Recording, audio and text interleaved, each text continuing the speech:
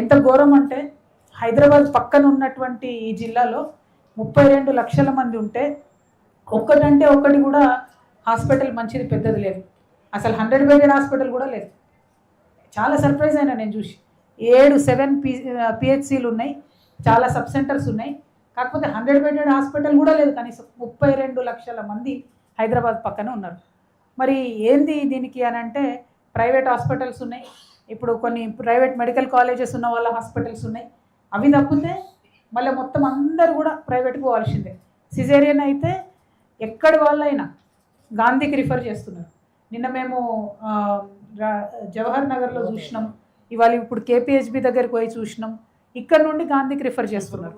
కీసర్లో కూడా అదే పరిస్థితి. అంటే చాలా దూరం, దాదాపుగా 1.5 to 2 hours ట్రావెల్ చేయాలి ఒక ప్రెగ్నెంట్ లేడీ ఎమర్జెన్సీలో అంటే ప్రాణం పోయే పరిస్థితి ఉన్నది తప్పితే కరెక్ట్ అయితే లేదు. మరి హైదరాబాద్కి పక్కకే ఉన్నది మేడ్చల్, కానీ అన్ని మేడ్చల్లో ఉన్న అన్ని నియోజకవర్గాల్లో హెల్త్ విషయం మాత్రం తీవ్రంగా నెగ్లెక్ట్ కాబడింది. చాలా అన్ఫార్చునేట్ ఇది.